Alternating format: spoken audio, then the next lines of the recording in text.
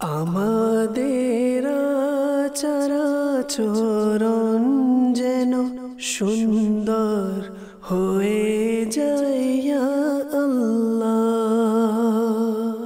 আলহামদুলিল্লাহি রাব্বিল আলামিন ওয়াসসালাতু ওয়াসসালামু আলা সাইয়্যিদিল মুরসালিন আম্মা বা'দ ফাআউযু বিল্লাহি মিনাশ শাইতানির রাজীম বিসমিল্লাহির রহমানির রহিম সালাতু ওয়াসসালামু আলাইকা ইয়া রাসূলুল্লাহ ওয়া আলা আলিকা ওয়া আসহাবিকা ইয়া হাবিবাল্লাহ সালাতু ওয়াসসালামু আলাইকা ইয়া নবিয়াল্লাহ ওয়া আলা আলিকা ওয়া আসহাবিকা ইয়া নূরাল্লাহ। দূরের কাছের সকল দর্শক শ্রোতাকে মেনার্স অনুষ্ঠানের পক্ষ থেকে আবারও একবার স্বাগতম।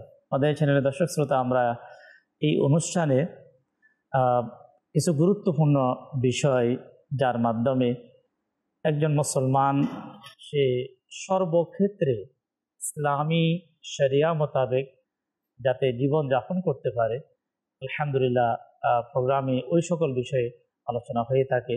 আজকেও এ ধরনের একটি সাবজেক্ট বিষয় আমরা নিয়েছি, যা প্রতিটা মানুষের জন্য খুবই গুরুত্বপূর্ণ। ইনশাআল্লাহ আমরা আলোচনা শুনবো। আলোচনাতে যাওয়ার পূর্বে আমরা নবী করিম সাল্লাল্লাহু তাআলা আলাইহি ওয়াসাল্লামের প্রতি দুরূদ শরীফ পাঠ করার ফজিলত বারাকাত জেনে নেব। নবী রহমত, শফি উম্মত, মুস্তফা জানে রহমত হুজুর সাল্লাল্লাহু তাআলা আলাইহি ওয়াসাল্লাম এর ফরমানে আলিশান, যে ব্যক্তি প্রতিদিন সকাল এবং সন্ধ্যা তিন বার দুরূদ শরীফ পাঠ করবে, আল্লাহ তাবারক ওয়া তাআলা নিজ আপন বদনতার দায়িত্বে এ কথা অপরিহার্য করে নেন যে আমি আমার ওই বান্দার ওই দিন এবং ওই রাতের গুনাহ ক্ষমা করে দেব। দুরূদ শরীফ পাঠকারী কত বড় সৌভাগ্যবান! দুরূদের বদলতে আল্লাহ তাবারক ওয়া তাআলা আপন বান্দার গুনাহকে ক্ষমা করেন। নবী করিম সাল্লাল্লাহু আলাইহি ওয়াসাল্লামের প্রতি আমরা সকাল সন্ধ্যা দিনে রাতে বেশি থেকে বেশি পরিমাণে ইনশাআল্লাহ করিম আমরা দুরূদ শরীফ পাঠ করব। আল্লাহ তাবারক ওয়া তাআলার হুকুমের মধ্যেও একটি হুকুম হচ্ছে যাতে করে আল্লাহর বান্দারা তার হাবিবের প্রতি যাতে দুরূদ পাঠ করে।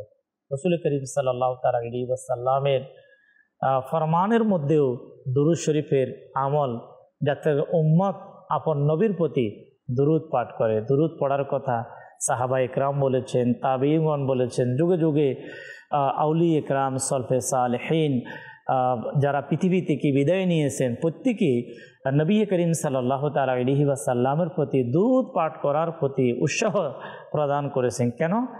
দুরূদ পড়ার মাধ্যমে আল্লাহর প্রিয় হাবিব সাল্লাল্লাহু তাআলা আলাইহি ওয়াসাল্লামের মহব্বত মানুষের অন্তরে বৃদ্ধি পায়। আসুন আমরা আজকের প্রোগ্রামে রহমত বারাকাত পাওয়ার লক্ষ্যে দুরূদ শরীফ পাঠ করে নিই। সাল্লু আলাল হাবিব সাল্লাল্লাহু তাআলা আলা মুহাম্মদ সাল্লাল্লাহু তাআলা আলাইহি ওয়াসাল্লাম সালাতান ওয়া সালামান আলাইকা ইয়া রাসূলুল্লাহ। দর্শক শ্রোতা, আজকের মেনার্স প্রোগ্রামের আলোচ্য বিষয় হচ্ছে ঝগড়া।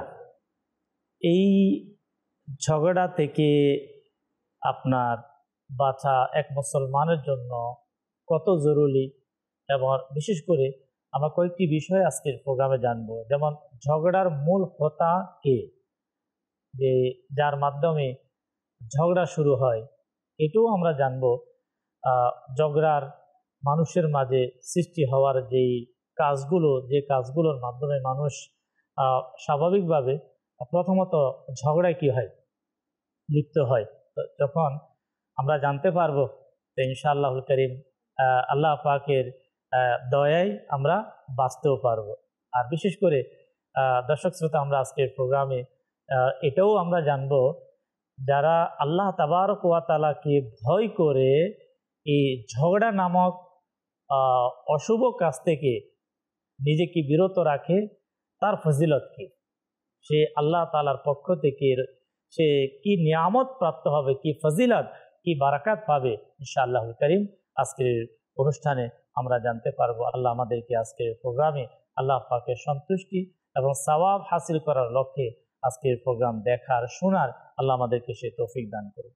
সাল্লু আলাল হাবিব সাল্লাল্লাহু তাআলা আলা মুহাম্মদ সাল্লাল্লাহু তাআলা আলাইহি ওয়াসাল্লাম। দর্শক শ্রোতা, আসুন দেরি না করে মোবাল্লিগে দাওয়াত ইসলামী আমাদের সাথে আমরা আজকের যে আমাদের আলোচ্য বিষয় এই বিষয়ে আমরা কোরআন এবং হাদিস থেকে কিছু গুরুত্বপূর্ণ আলোচনা ইনশাআল্লাহ আমরা শ্রবণ করি ইনশাআল্লাহ। জি।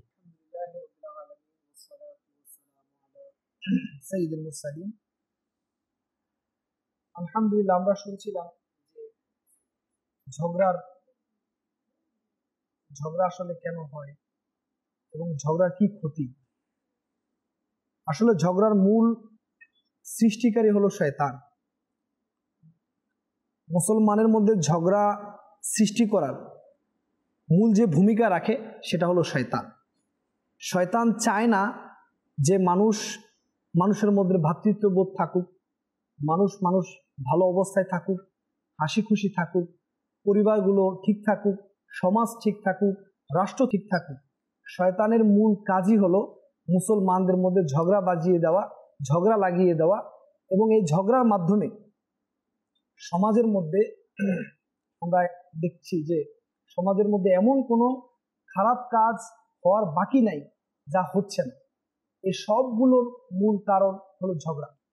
তো এই ঝগড়া সম্পর্কে যে শয়তান মানুষের মাঝে কিভাবে ঝগড়া লাগিয়ে দেয়, ঝগড়া লাগালে কি কি ক্ষয়ক্ষতি হয় এ সম্পর্কে আমরা একটা ছোট্ট ওয়াকিয়া শ্রবণ করবো ইনশাআল্লাহুল কারীম।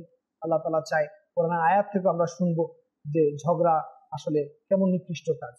তো শয়তান মূলত মানুষের মাঝে ছোট ছোট বিষয়ের মাধ্যমে ঝগড়া লাগিয়ে দেয়। যেমন আমরা একটি ওয়াকিয়া শ্রবণ করব যে ঝগড়া মানুষের মাঝে কিভাবে লাগে। শয়তান প্রথমত মানুষের মধ্যে ঝগড়া লাগানোর কিছু উপকরণ সে সৃষ্টি করে দেয়। বাস সে এই উপকরণ সৃষ্টি করে সে সরে গেলেও মানুষ সরে আসে না। মানুষ তাদের ইলমের স্বল্পতার কারণে, জ্ঞানের স্বল্পতার কারণে এই ছোট্ট বিষয়টাকে অনেক বড় করে ফেলে, অর্থাৎ এটাকে এমন পর্যায়ে নিয়ে যায় যে একেবারে গ্রাম থেকে গ্রাম, শহর থেকে শহর তছনছ হয়ে যায়। এই সংক্রান্ত একটি সুন্দর ঘটনা আমির আহলে সুন্নাতের রিসালার মধ্যে তিনি লিখেছেন যে শয়তান যখন ঝগড়া লাগায় এভাবে লাগায়।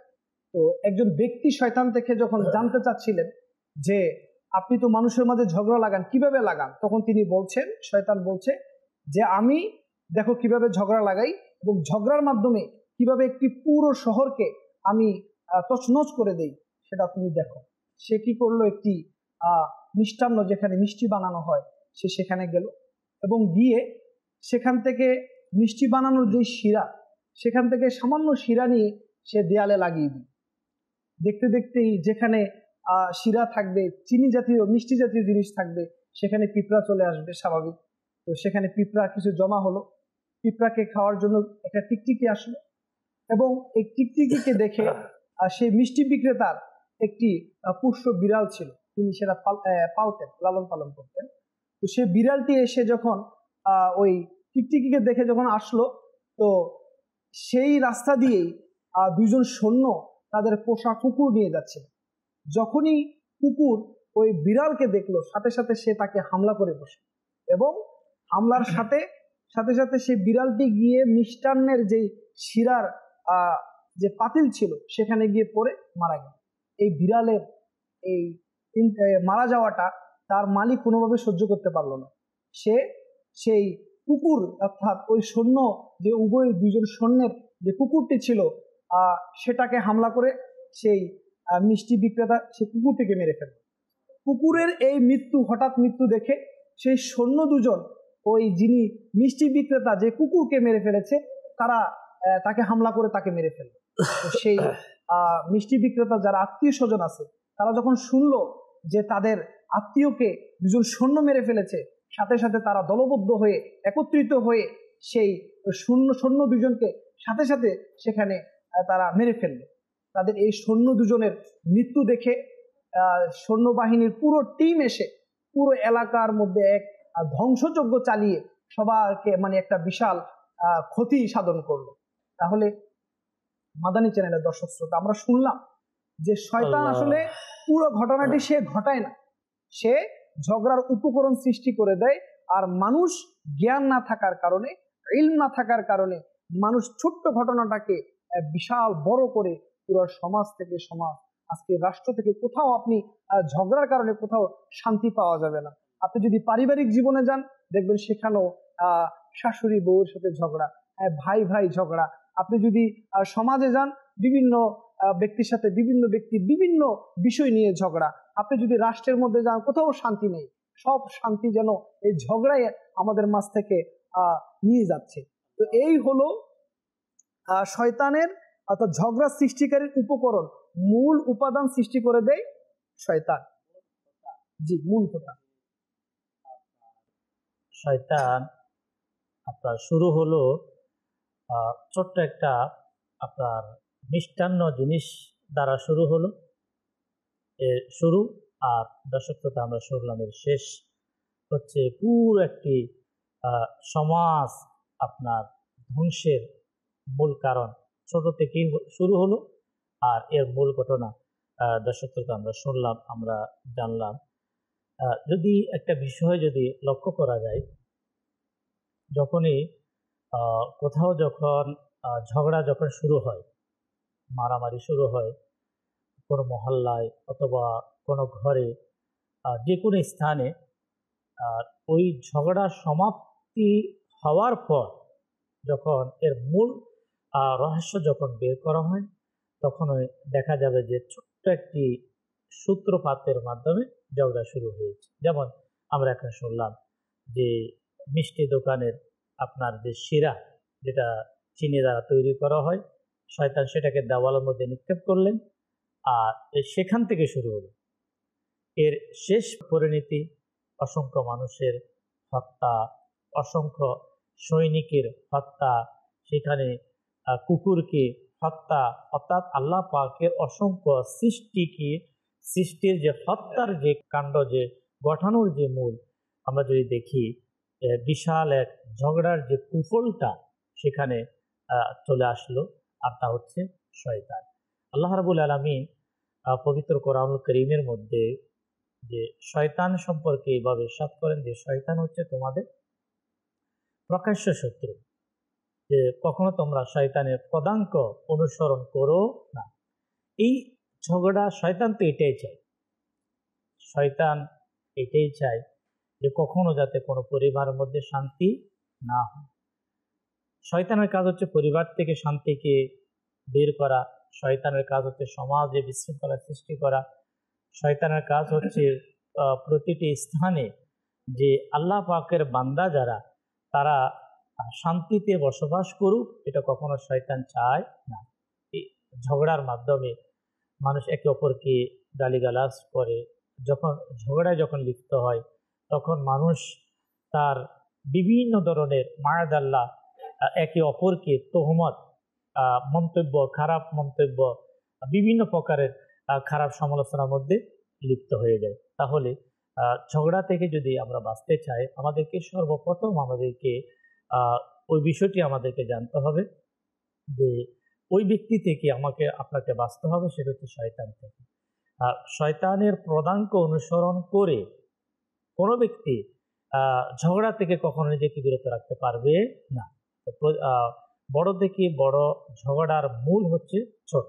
অনেক সময় দর্শক শ্রোতা, এই বিষয়টি অনেক সময় বলতে এমনই শোনা যায়, এই ছোটখাটো বিষয়, যে ছোট বিষয়, আচ্ছা এই যে ছোট বিষয়, অথবা দুইটা ছোট বাচ্চা, দুই ফ্যামিলি, দুইজন ছোট বাচ্চার মাঝে কি হলো, কাটাকাটি হলো, এখন আমার আপনার যে দায়িত্ব ছিল, যদি সেখানে আমরা সে ছোট্ট বাচ্চাদেরকে যদি বিরত রাখতে সক্ষম হয়ে যায়, তাহলে কিন্তু অনেক বড় ঝগড়া থেকে আমরা বাঁচিয়ে নিলাম।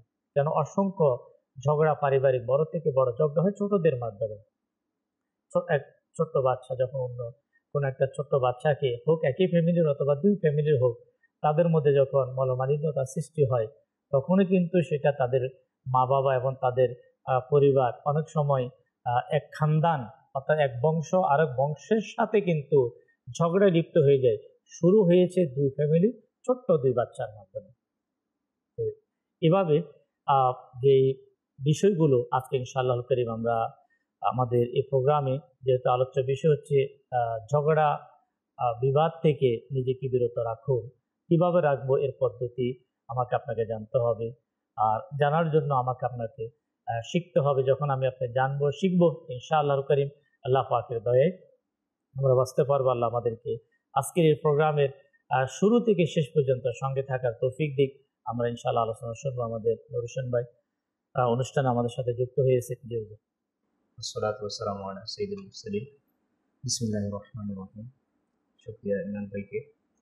মাশাআল্লাহ ধারাবাহিক সাপ্তাহিক অনুষ্ঠান ম্যানার্স এর মধ্যে আসার সৌভাগ্য হয়েছে।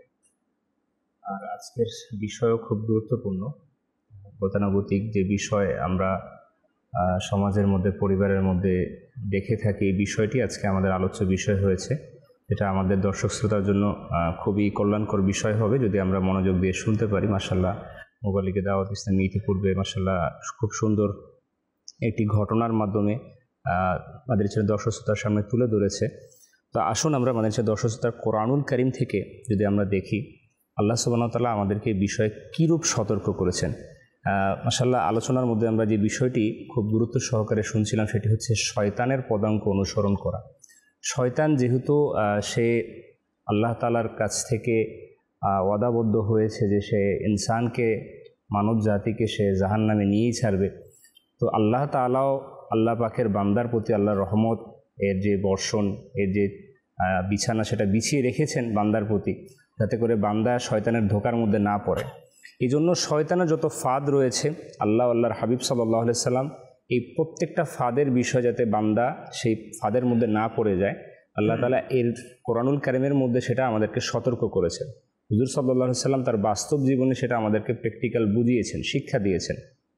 আল্লাহ তাআলা কোরআনুল কারীমের মধ্যে সূরা আনফালের মধ্যে আয়াতে মুবারকা ৪৬ নম্বর আয়াত আল্লাহ সুবহানাহু ওয়া তাআলা ইরশাদ করেন, কানজুল ঈমান থেকে অনুবাদ যদি আমি বলি যে আর আল্লাহ এবং তার রাসূল সাল্লাল্লাহু আলাইহি ওয়াসাল্লামের আনুগত্য করো এবং পরস্পরে বিবাদ করো না, নচেত তোমরা ভীরু ও ক্ষমতা হারা হয়ে যাবে, অর্থাৎ বিচ্ছিন্ন ও দুর্বল হয়ে শত্রুদের সামনে।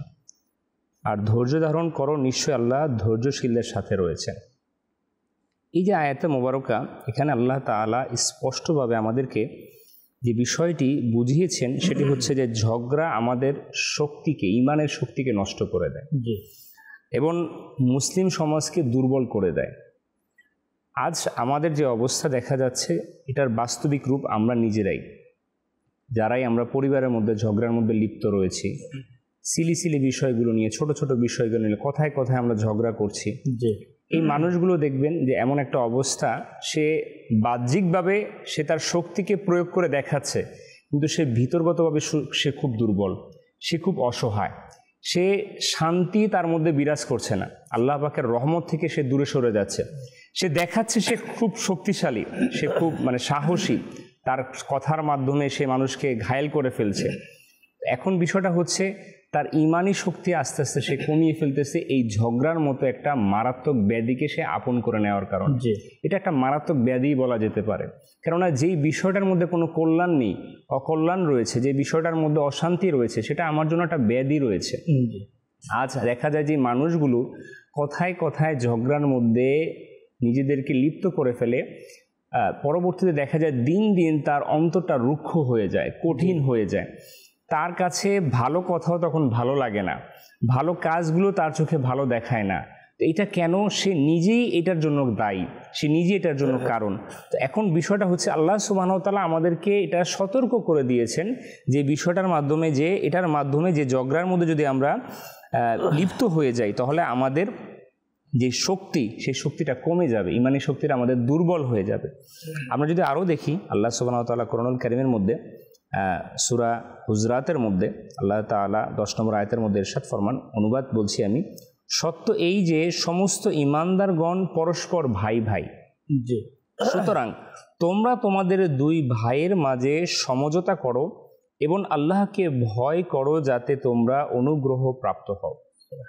এই যে চমৎকার আয়াতে মুবারকা, এটা আমাদের জন্য আল্লাহ সুবহানাহু ওয়া তাআলা আমাদেরকে যে হুকুম দিয়েছেন, যে কার্যাবলী, সেটা হচ্ছে যে আমরা, আমাদের পরিচয়টা হচ্ছে, দেখেন মায়ের পেটের ভাই সে তো আমার ভাই, কিন্তু আমরা যে সমাজের মধ্যে, যে মুসলিম সমাজ রয়েছি আমরা, এই সমাজের মধ্যে আমরা যারা রয়েছি আমরা প্রত্যেকে পরস্পরের ভাই ভাই। আমাদের সম্পর্কটা আমাদের মায়ের পেটের ভাইয়ের সাথে যে সম্পর্ক, একজন মুসলমান ভাইয়ের সাথে সেই সেম সম্পর্ক। তো আল্লাহ তাআলা আমাদেরকে বলেছে যে দুই ভাইয়ের মাঝে যখন কি হবে, ঝগড়া হবে, তখন যাতে আমরা সমঝোতা করে দিই। এই বিষয়টি আজকে গুরুত্বপূর্ণ একটা বিষয়। দেখেন, আত্মমর্যাদা বোধ এটা আমাদের সবার মাঝে কাজ করে। কেউ চাইবে না যে নিজের আত্মসম্মানটা নষ্ট হয়ে যাক। আমার কাছে আমার জ্ঞান আছে, আমার কাছে আমার সম্পদ আছে, আমার কাছে আমার শক্তি আছে, কিন্তু এটা থাকার পরও মানুষ আমাকে ইনসাল্ট করতেছে, অসম্মানই করতেছে। এখন আমি চাইবো না যে আমার অসম্মান হয়ে যাক, তখন আমি আমার আত্মসম্মানকে রক্ষা করতে গিয়ে আমি জবাব দিব। তখন এই জবাব দিতে কি হয়, তখন আমি হজম করতে না পেরে তখন আমি তাকে কটু কথা বলে দিই, এক কথায় দুই কথায় আমরা ঝগড়ার মধ্যে লিপ্ত হয়ে যাই। এখন এখানে দুইজন ব্যক্তি ঝগড়া লিপ্ত, থার্ড পার্সন যে থাকে তার দায়িত্বটা কি একজন মুসলমান হিসেবে, সেটা আল্লাহ তাআলা বলছে যে মীমাংসা করিয়ে দেওয়া, সমঝোতা করিয়ে দেওয়া। কিন্তু আজকে আমাদের সমাজের যে বিষয়টা, এটা খুবই খুবই মুসলমানদের জন্য দুঃখজনক বিষয় যে আমরা যদি দেখি আমাদের পরিবারের মধ্যে অথবা আমাদের সমাজের মধ্যে কেউ ঝগড়ার মধ্যে লিপ্ত হয়েছে, সেখানে আমরা মীমাংসার বদলে আমরা সেখানে আরেকটু ঘি ঢেলে দিই, সেখানে আরেকটু আমরা মজা ঢেলে দিই, যাতে আরেকটু ঝগড়াটা আরো একটু প্রখর হোক, আরো একটু এটার মধ্যে আরো একটু মজা আসুক, মানে ঝগড়াটা আরো লেগে যাক বেশি করে, হাসি মজাক করা হয়। জি জি জি জি। আমি আপনার সাথে একটা অ্যাড করব, আমাদের করণীয় কি সেটা তো আমরা শুনলাম, যেটা কোরআনুল কারীমের মধ্যে যদি থার্ড পার্সন, তৃতীয় নাম্বার ব্যক্তি যদি সে মুসলমান হয়, যদি কেউ নিজেকে মুমিন মুসলমান যদি কেউ দাবি করে, তাহলে তার করণীয় অবশ্যই ইসলাম বলে দিয়েছে। কিন্তু বর্তমান যদি আমরা প্রেক্ষাপট দেখি, যে কয়েকটি কাজ করা হয়, যেমন নুর হোসেন ভাই বললেন, নাম্বার 1, সেখানে এমন কিছু কথা উস্কানিমূলক দেওয়া হয় যেটা কোনো না কোনো পক্ষকে কি লালিয়ে দেওয়া হয়, যাতে করে ঝগড়া আরো বাড়তে থাকে। মায়াদাল্লাহ, সেটা আচ্ছা শুধু রাস্তাঘাটে না, সেটা পরিবারের মধ্যে যখন ঝগড়া হয় তখন পাশ থেকে অনেকে কিছু বলতে থাকে কেন? আচ্ছা, এর একটা কারণ আছে, সে কোনো না কোনো পক্ষকে সে হিংসা করে, সে এটাই চায় যে যাতে করে অপর পক্ষ যে রয়েছে সে যাতে করে ঝগড়ার মাধ্যমে তার থেকে কি হয়, ক্ষতিগ্রস্ত হয়ে থাকে। আচ্ছা মায়াদাল্লাহ, দায়িত্ব কি ছিল? মীমাংসা করে দেওয়া, ফজিলত পাওয়া। আচ্ছা কি হচ্ছে, আজ যদি কোনো সমাজে ঝগড়া হয় তো সে ঝগড়া মুহূর্তের মাঝে আমাদের কাছে পৌঁছে যায়, কেন? এর সোশ্যাল মিডিয়ার সামনে। এখন যখন কোথাও ঝগড়া হচ্ছে, আমার করণীয় ছিল কি, আমি করলাম কি, আমি তাদের দুই মুসলমান ভাইয়ের মাঝে যে একটা খারাপ কাজ, এটা একটা ঘৃণিত কাজ, এটা এমন একটা ঘৃণিত কাজ, আমরা তো ভালো কিছু প্রচার করতেই পারি না, কিন্তু আমরা খারাপ বিষয়গুলো আমরা মানুষের কাছে হাইলাইট করি, প্রচার করি। কিভাবে প্রচার করলে? সোশ্যাল মিডিয়া, সেটাকে ভিডিও করা হচ্ছে। আচ্ছা, ভিডিও করার পরে যে দুই ভাই অথবা দুই ফ্যামিলি যে তারা যে একটা খারাপ কাজে লিপ্ত হলো, সেটা অন্যান্য মানুষের মাঝে আমরা পৌঁছিয়ে দিচ্ছি। তাহলে এর মাধ্যমে আমাদের সমাজে যখন ভালো জিনিস, খারাপ কোনো একটা বিষয়কে যখন মানুষের কাছে পৌঁছানো হয়, তখন ওই জিনিসটার নতিজা, ফলাফল কি হবে? খারাপ হবে। হাদিসে পাকের মধ্যে, বুখারী শরীফের হাদিস, যখনই ঝগড়া সম্পর্কে যদি কোনো ব্যক্তি হাদিসে মোবারকা সন্ধান করে, হয়তোবা সর্বপ্রথম এই হাদিসে মোবারকা তা নজরে পড়বে। নবী করিম সাল্লাল্লাহু তাআলা আলাইহি ওয়াসাল্লামের ফরমান, আল্লাহ পাকের কাছে সবচেয়ে ঘৃণিত, মানে খারাপ বলতে পারি, মানে আল্লাহ তাআলা যাকে সবচেয়ে বেশি অপছন্দ করে, ঘৃণিত ব্যক্তি যে, সে হচ্ছে যে অধিক ঝগড়াতে, অর্থাৎ যে লোক বেশি ঝগড়া করে, ওই ব্যক্তি আল্লাহ তাবারক ওয়া তাআলার কাছে সবচেয়ে বেশি ঘৃণিত পার্সন, মানুষ। দেখুন, আমরা মোবাইল লিগে দাওয়াত ইসলামী থেকে আমরা শুনছি, এই যে ঝগড়ার যে বিষয়, এর মধ্যে কোনো মঙ্গল নেই, এর মধ্যে কোনো শান্তি নেই। যদি কোথাও শুরু হয় তাহলে সেখান থেকে শান্তি চলে যাবে, সেখান থেকে আল্লাহ পাকের রহমত চলে যাবে, সেই স্থানের মানুষগুলা আল্লাহ পাকের রহমত থেকে বঞ্চিত হয়ে যাবে। আচ্ছা, সেখানে যদি রহমতের ফেরেশতা থাকে, হাদিসে পাকের মধ্যে এমন আলোচনা এসেছে, যখন দুই বান্দা যখন ঝগড়া লিপ্ত হয়, যদি কোনো ব্যক্তি চুপ থাকে, আল্লাহ পাকের সন্তুষ্টির লক্ষ্যে সে যখন নিজেকে ঝগড়া থেকে বিরত রাখেন, আরেকজন সে ঝগড়া করেই যাচ্ছে, খারাপ বলেই যাচ্ছে, আর অন্য একজন ব্যক্তি সে কি করে, যদি সে চুপ থাকে আল্লাহ তাবারক ওয়া তাআলা তার পক্ষ থেকে একজন ফেরেশতা নিযুক্ত করে দেয়। সুবহানাল্লাহ। ওই ফেরেশতা বলতে থাকে। কিন্তু যখন দ্বিতীয় ব্যক্তি যখন সে বলা শুরু করে দেয়, সেও ঝগড়ার মধ্যে লিপ্ত হয়ে যায়, তখন সে রহমতের ফেরেশতা সেখান থেকে চলে যায়। আচ্ছা, রহমতের ফেরেশতা যদি কোনো স্থান থেকে চলে যায়, বলুন সেই স্থানে শয়তান সে তার অবস্থান কেমনভাবে নেবে? ঝগড়া আরও বেড়ে যাবে। তাহলে আমাদের চ্যানেলের দর্শক শ্রোতা, যে আল্লাহ তাবারক ওয়া তাআলার প্রিয় বান্দা কোনো এক মুসলমান, আপনার ভাই আমার ভাই, সে আল্লাহ পাকের প্রিয় বান্দা হোক আমরা চাই। আমি আল্লাহ পাকের প্রিয় বান্দা হতে চাই। আমার ভাই আমার বন্ধু সে আল্লাহ পাকের প্রিয় বান্দা হতে চায়। এখন আল্লাহ পাকের প্রিয় বান্দা হওয়ার জন্য যে একটা অমঙ্গলজনক কাজ আমাদের সমাজে, সে কাজ থেকে মানুষকে বাঁচাতে হবে। যাদের মধ্যে স্বভাব আছে, আমাদের করণীয় কি? যেমন আজকে এই মুহূর্তে আমাদের চ্যানেলের সাথে সম্পৃক্ত হতো, দেখার সৌভাগ্য হচ্ছে। অনেকে বলবে যে আমি তো ঝগড়া করি না, এই স্বভাব আমার মাঝে নাই। হ্যাঁ, অবশ্যই ভালো, এটা বড়ই আপনি সৌভাগ্যবান। কিন্তু আজ যাদের মাঝে এই স্বভাব, যাদের মাঝে যারাই করছে, যে সকল পরিবার করছে, আমাদের করণীয় কি? তাদেরকে মীমাংসা করা, তাদেরকে নেকির দাওয়াত দেওয়া, ওই দুই পরিবারের মাঝে ভ্রাতৃত্বের এক বন্ধন, ভালোবাসা সৃষ্টি করা, এটা কি মুসলমানের দায়িত্ব নয়? যখন আমরা আমাদের চ্যানেলের দর্শক শ্রোতা আমাদের দায়িত্ব পালন করা শুরু করব, তখনই তো মানুষ শয়তান থেকে বাঁচতে পারবে। যখন আমরা আমাদের দায়িত্ব পালন করা থেকে যখন আমরা বিরত হয়ে যাব, মায়াজাল্লাহ, কেউ নামাজ পড়লো কিনা এটা আমার দেখার বিষয় নয়, কেউ আপনার রসুল পাকের সুন্নতের উপর আমল করলো কিনা, কেউ ঝগড়া করলো কিনা। এখন আসলে ইসলামের শিক্ষা কিন্তু এটা না। ইসলামের শিক্ষা হচ্ছে মুসলমান নিজেও গুনাহ থেকে বাঁচবে, অপর মুসলমানকে গুনাহ থেকে বাঁচাবে।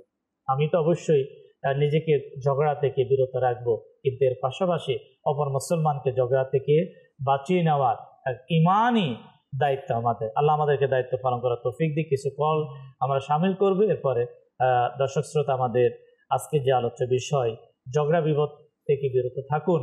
আমরা আজকে প্রোগ্রামে অবশ্যই বলবো, আমরা ঝগড়া বিবাদ থেকে আমরা বিরত থাকবো, অপরকে আমরা বিরত রাখবো। এরও কিছু আলোচনা ইনশাল্লাহ আমরা শুনবো। কল চালিয়ে দেব।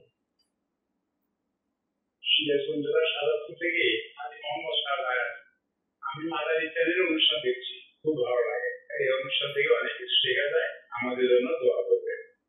মাশাআল্লাহ, সঙ্গেই থাকুন। জি, নেক্সট কল। আমার নাম মোহাম্মদ শহীদুল ইসলাম। আমি তো বাঙালিগুলো দেখে বাঙালি পড়ার প্রোগ্রাম দেখি, ভালো লাগে। আসলে অনেক সমস্যা আলোচনা করে। মাশাআল্লাহ, মারহাবা। জি, পরবর্তী কল। আমার কাছে আমাদের চ্যানেল দেখতে খুবই ভালো লাগে। আলহামদুলিল্লাহ, আমাদের চ্যানেলের মধ্যে নবী সাল্লাল্লাহু আলাইহি ওয়াসাল্লামের সুন্নাতে মুবারাকা এবং কোরআন হাদিস সম্পর্কে খুব সুন্দর সুন্দর আলোচনা করে থাকে, যা আমাদের জন্য খুবই শিক্ষণীয় এবং অনেক বেশি গুরুত্বপূর্ণ। আমার জন্য দোয়া করবেন এবং আমার ফ্যামিলির জন্য দোয়া করবেন ইনশাআল্লাহ। সঙ্গে থাকুন। আমরা কলের মাধ্যমে শুনলাম যে মাদানী চ্যানেল এর মাধ্যমে প্রিয় নবী সাল্লাল্লাহু তাআলা আলাইহি ওয়াসাল্লামের সুন্নাত শেখার সৌভাগ্য হয়। আলহামদুলিল্লাহ, আল্লাহ পাকের অনেক অনেক বড় দয়া। মাদানী চ্যানেলের মাধ্যমে সুন্নত রসুল আজ প্রচার হচ্ছে। যেমন ঝগড়া থেকে নিজেকে সম্পূর্ণভাবে বিরত রাখা, এটাও সুন্নাত। কুফার বলেন, তারপরে অন্যান্য যারা নবী করিম সাল্লাল্লাহু তাআলা আলাইহি ওয়াসাল্লামের সাথে এটা কি বলে, নিজের থেকে এসে বিভিন্ন বিষয়ে ঝগড়ায় লিপ্ত হওয়ার চেষ্টা করেছিল। কিন্তু প্রিয় ইসলামী ভাইয়েরা, ইতিহাস এমন যে সকল বিষয়ে আমরা খুব সহজে ঝগড়ায় লিপ্ত হয়ে যাই, খুব সহজ। কেন বলল সে, এই কথা আমাকে কেন বলল, সে এই কাজ কেন করলো। মানে আমরা অনেক সময় ঘরের মধ্যে, পরিবারের মধ্যে অথবা স্ত্রীর পক্ষ থেকে শাশুড়ি কেন করলো, বাস ঝগড়া শুরু হয়ে গেল। অথবা শাশুড়ি বলল যে বৌমা এটা কেন করলো, এটা করা উচিত হয় না, ঝগড়া শুরু হয়ে গেল। ভাই ভাইয়ের মাঝে হোক, অথবা অফিসে, অথবা দোকানে, যে কোনো স্থানে ইসলামী ভাইয়া কোরবান হয়ে যান। রসুল করিম সাল্লাল্লাহু তাআলা আলাইহি ওয়াসাল্লামের বা হায়াতে মুবারাকার জিন্দেগিতে এর চাইতে হাজারো গুণে আপনার এর বেশি আপনার চাপ সৃষ্টি হয়েছিল কুফারদের পক্ষ থেকে, মানুষের পক্ষ থেকে। প্রিয় নবী সাল্লাল্লাহু তাআলা আলাইহি ওয়াসাল্লাম কখনো ঝগড়ায় লিপ্ত হন। আল্লাহর প্রিয় হাবিব সাল্লাল্লাহু তাআলা আলাইহি ওয়াসাল্লামের যদি বলা হয় মানে উসওয়াতুন হাসানার উত্তম চরিত্রের মধ্যে বিশেষ কিছু, তাহলে বিশেষ গুণের মধ্যে একটি চমৎকার একটা গুণ পাওয়া যাবে যে রাসূল করিম সাল্লাল্লাহু তাআলা আলাইহি ওয়াসাল্লাম কখনো ঝগড়ায় লিপ্ত হন, বরঞ্চ আল্লাহর প্রিয় হাবিব সাল্লাল্লাহু তাআলা আলাইহি ওয়াসাল্লামের হায়াতে মোবারকায় উলামা ইকরাম, আলেমে দ্বীন যারা যারা কিতাবাদি স্টাডি করেছেন তারা জানেন, বড় বদনসিব যে আমরা জানি না। আমাদের আজকে শিকার কোথায়, আমাদের শিকার সময় কোথায়। অসংখ্য ঘটনা এমন ঘটেছে যে মানুষের মাঝে বিভিন্ন ছোটোখাটো বিষয় নিয়ে আপনার মক্কাতুল মুকাররমাতে আপনার মানুষ ঝগড়া লিপ্ত হয়ে গেল। কত ঘটনা। প্রিয় নবী সাল্লাল্লাহু তাআলা আলাইহি ওয়াসাল্লাম এমনও ছিল, ঝগড়ার পরিস্থিতি এমন ছিল যে মানুষ ভাবতে লাগলো যে এটার সমাধান হবে না, মীমাংসা হবে না। অনেক সময় ঝগড়া অনেক ব্যাপক আকার ধারণ করে, কিন্তু আলহামদুলিল্লাহ আল্লাহর প্রিয় হাবিব সাল্লাল্লাহু তাআলা আলাইহি ওয়াসাল্লাম, আল্লাহ পাকের আখিরি নবী হুজুর সাল্লাল্লাহু তাআলা আলাইহি ওয়াসাল্লামের মীমাংসা করিয়ে দেওয়ার যে পদ্ধতি আল্লাহ পাক প্রিয় নবী সাল্লাল্লাহু তাআলা আলাইহি ওয়াসাল্লামকে দিয়েছে, এত চমৎকারভাবে মীমাংসা, যেখানে আমরা দর্শক শ্রোতা আমরা কম বেশি মুসলমান বলতে অনেকেই জানেন যে এমন একটা বিষয় নিয়ে ঝগড়ার মধ্যে লিপ্ত হয়ে গেল। কোন বিষয়? হাজর আসওয়াদকে কাবার সাথে কি করবে। এখন হাজর আসওয়াদ কাবার যে অংশের মধ্যে, শুধু সে হাজর আসওয়াদটাকে উঠানো নিয়ে মক্কায় মুকাররমার কয়েকটা গোত্র, মানে যারা নামি দামি যে গোত্রগুলো, তাদের মাঝে যে কে উঠাবে, কে নিয়ে যাবে। আল্লাহু আকবার। এক প্রকার তাদের মধ্যে বাক বিতণ্ড শুরু হয়ে গেল, ঝগড়া শুরু হয়ে গেল। রাহমাতুল লিল আলামিন সাল্লাল্লাহু তাআলা আলাইহি ওয়াসাল্লাম কত সুন্দরভাবে, কত চমৎকারভাবে এর সমাধান দিয়েছে, আমরা সকলেই জানি। এত সুন্দর পদ্ধতি, যে পদ্ধতি অবলম্বন করে হযরত আসওয়াদকে রাখা হয়েছে, প্রত্যেক গোত্রের যারা লিডার ছিল সবাই খুশি হয়ে গেল। কত বড় মানে ঝগড়া হওয়ার অবস্থা সৃষ্টি হয়েছে।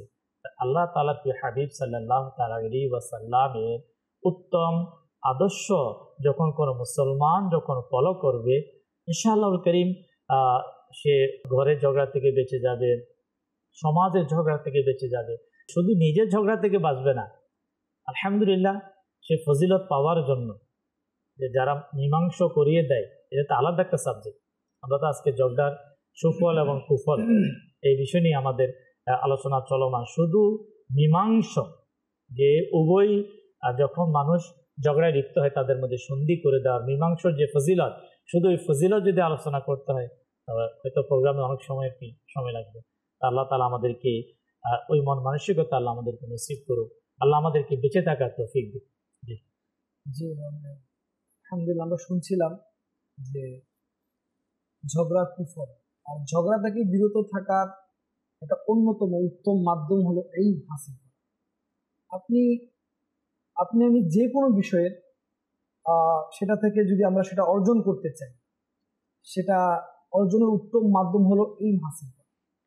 অর্থাৎ দেখা যাচ্ছে অসংখ্য জায়গায় ঝগড়া এই জন্য হচ্ছে যে ইলম, যেমন ঝগড়া হচ্ছে তো বললো আপনি ঝগড়াতে জড়াচ্ছেন কেন, বললো আমি তো হকের উপর আছি, আমি তো সঠিক, তো সে আমাকে কটু কথা বলছে, আমি চুপ থাকবো কেন? এই উত্তম জবাব দিতে হবে আমাকে, কারণ আমি তো হকের উপর আছি, আমি হকের মধ্যে ভুল তো সেই করেছে, সে তো করেছে। তিনি যদি জানতেন যে আল্লাহ রাসূল সাল্লাল্লাহু আলাইহি ওয়াসাল্লাম ইরশাদ করছেন যে ব্যক্তি হকের উপর থাকা সত্ত্বেও ঝগড়ায় জড়ায় না, ওই ব্যক্তির জন্য জান্নাতের মধ্যে আমি একটি প্রাসাদের দায়িত্ব নিচ্ছি। ওই ব্যক্তি যদি এই হাদিস শরীফটি জানতো তো সে কখনোই আগ বাড়িয়ে ঝগড়া করতো না। মাদানী চ্যানেলের দর্শক শ্রোতা, আমি আপনাদেরকে বলবো যে ঝগড়া এমন একটি নিকৃষ্ট কাজ, এমন একটি ব্যাধি যা সমাজের অর্থাৎ ফ্যামিলির শান্তি নষ্ট করে দেয়, গ্রামের শান্তি নষ্ট করে দেয় এবং রাষ্ট্রের শান্তি নষ্ট করে দেয়। আজকে আমি দেখব যে মুসলমান সব জায়গায় অপদস্থ, লাঞ্ছিত, অপমানিত, কারণ মুসলমান ঝগড়া লেগে আজকে আলাদা আলাদা হয়ে আছে। অর্থাৎ তাকে মারছে, আমি সামনে যাচ্ছি না কারণ তার সাথে আমার ঝগড়া হয়েছে, তার সাথে আমার কথা হয় না, তাকে মারুক, কোনো সমস্যা নেই। হ্যাঁ, এভাবে করে আমাদের সমাজ থেকে শান্তি চলে যাচ্ছে, কারণ একমাত্র এই ঝগড়া নামক এই ব্যাধি আমাদের সমাজের মধ্যে ভাই ভাই, আত্মীয় স্বজন, পরিবার, সমাজ, গ্রাম, আমরা তো দেখছি যে গ্রামে গ্রামে ঝগড়া লাগে সামান্য বিষয় নিয়ে। অর্থাৎ আল্লাহ তাআলা যে কোরআনের মধ্যে বলেছেন তৃতীয় ব্যক্তির কাজ হলো ঝগড়া মীমাংসা করে দেয়া, এই দায়িত্বটি আজকে পালন হচ্ছে না। এই দায়িত্বটি পালন না হওয়ার কারণেও অনেক জায়গায় ঝগড়া বড় আকার ধারণ করে। অর্থাৎ তৃতীয় ব্যক্তি ক্যামেরা নিয়ে বসে আছে যে কি হচ্ছে ঝগড়া, এটা ভিডিও করে আমি ছেড়ে দিই।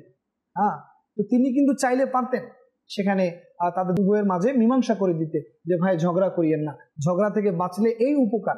আল্লাহ কোরআনে নিষেধ করেছেন, আল্লাহ রাসূল সাল্লাল্লাহু আলাইহি ওয়াসাল্লাম বলেছেন যে ব্যক্তি ঝগড়া করে আল্লাহ তাকে পছন্দ করে না, এবং যে ব্যক্তি সত্যের উপর থাকা সত্ত্বেও ঝগড়ায় জড়ায় না, ঝগড়া থেকে বেঁচে থাকে, আল্লাহ রাসূল সাল্লাল্লাহু আলাইহি ওয়াসাল্লাম তাকে জান্নাতে একটি মহল দেওয়ার জন্য তাকে দায়িত্ব নিয়েছেন। সে ব্যক্তি যদি এরকম ফজিলত শুনে, সে হকের উপর থাকা সত্ত্বেও ঝগড়ায় জড়াবে না। এই জন্য আমাদের ঝগড়া যদি আমাদের সমাজ থেকে দূর হোক, এটা আমরা চাই, আমাদের পরিবার থেকে চলে যাক, সমাজ থেকে চলে যাক, তাহলে আমাদের সকলকে স্ব স্থান থেকে দায়িত্বশীল হতে হবে, অর্থাৎ ইলমে দ্বীন হাসিল করতে হবে এবং আমাদের দায়িত্বগুলো আমাদেরকে পালন করতে হবে। তাহলে ইনশাআল্লাহুল কারীম দেখা যাবে আমাদের সমাজ থেকে ইনশাআল্লাহ এই ঝগড়া নামক ব্যাধিটি চলে যাবে ইনশাআল্লাহ। শিক্ষার বয়সটা ইমরান ভাই যখন আমাদের থাকে, একটা ছোট বাচ্চা যখন সে শিখতে শুরু করে, ওই সময়টা যদি তার এই বিষয়টা সঠিকভাবে তাকে শিক্ষা দেওয়া হয়, তাহলে পরবর্তীতে এটা তার সফল জীবনে সেটা প্রভাব পড়ে। যেরকম একটা বাচ্চা, আপনি শুরুতেও কিছুটা আংশিক বলেছেন, যখন একটা সন্তানকে তার মা বাবা কোনো প্রতিষ্ঠানে শিক্ষা অর্জনের জন্য পাঠায়, ওই ক্ষেত্রে ওই পরিবেশের মধ্যে দেখা যায় বিভিন্ন মেন্টালিটির বিভিন্ন বাচ্চারা সেখানে থাকে, বিভিন্ন বেদে বিভিন্ন আচরণের বাচ্চারা থাকে। তো এই ক্ষেত্রে আমার সন্তানও একটা আচরণের মধ্যে থেকেই বড় হয়েছে, একটা পরিবারের মধ্যে বড় হয়েছে। তো দেখা যায় প্রতিদিন কোনো না কোনো অভিযোগ নিয়ে সন্তান ঘরে এসে হাজির হয়, আমাকে অমুকে মেরেছে, অমুকে আমার খাতা নিয়ে গেছে, অমুকে আমার পানি নিয়ে গিয়েছে। এখন এই যে বিষয়টা যখন আমার বাবা মা হিসেবে আমার কাছে একটা কোর্সের মার্ক হিসেবে চলে আসে, তখনই হচ্ছে আমাকে আমার সন্তানকে শেখার একটা সুযোগ, শেখানোর একটা সুযোগ। এই যে ঝগড়ার যে একটা শুরুটা আমার সন্তান এখন ফেস করছে, দেখেন এই যে বিষয়গুলো, ঝগড়া, হিংসা, অহংকার, ধৈর্য ধারণ করা, এগুলো তো আমার 24 ঘন্টার কাজ না। এগুলো যখন আমার পরিস্থিতি আমার সামনে আসবে তখন আমাকে সেটাকে ফেস করতে হবে। যখন সন্তান এসে বলছে, তখন একজন মা বাবার দায়িত্ব হচ্ছে ওই সময় সন্তানকে সঠিক শিক্ষাটা, কোরআন ও হাদিসের শিক্ষাটা দাও, তাকে ঝগড়া থেকে বাঁচার আয়াতে মোবারক, হুজুর সাল্লাল্লাহু আলাইহি ওয়াসাল্লাম পুরস্কার রয়েছে যেটা বলল, হাদিস শরীফ বলল, এবং আমাদের বুজুর্গানের দিন যে কথাগুলো বলেছে, যেমন খুব বাচ্চাকে যেভাবে বোঝাতে হয়, একবার শর্টকাট বোঝানো, আর ব্যাপকভাবে তারা তো বুঝবে না, কোরআন আয়াত দিতে তারা বুঝবে না। এখানে কিছু বিষয় আছে, অনেক সময় মা বাবা এই কাজটা করে, আচ্ছা আমার সন্তান তো এমন মোটেও না, কেন আমার সন্তানকে মারা হলো, এটাই আমরা জবাবদিহিতা করতে যাই। তখন কি হয়, ওই বাচ্চার গার্ডিয়ানের সাথে আমরা একটা কথার মধ্যে কাটাকাটি শুরু হয়ে যায়, কথা কাটাকাটি শুরু না, আমার সন্তান তো এই কাজ করতেই পারে না, আমার সন্তানকে কেন আপনার সন্তান মারলো। এখন যদি আমি একটু চেষ্টা করি আমার সন্তানকে আগে তার কাছ থেকে জানা মূল বিষয়টা, যেখানে কি হয়েছিল, সে যদি সঠিক তথ্যটা দেয় তখন আমার জন্য সুবিধা হবে। তখন আমি আমার সন্তানকে বুঝাতে পারলাম, হ্যাঁ বাবা সে ভুল করেছে, এখন তোমার কাজটা কি, তোমার দায়িত্বটা হচ্ছে তাকে ক্ষমা করে দেওয়া, ক্ষমা করার ফজিলত রয়েছে।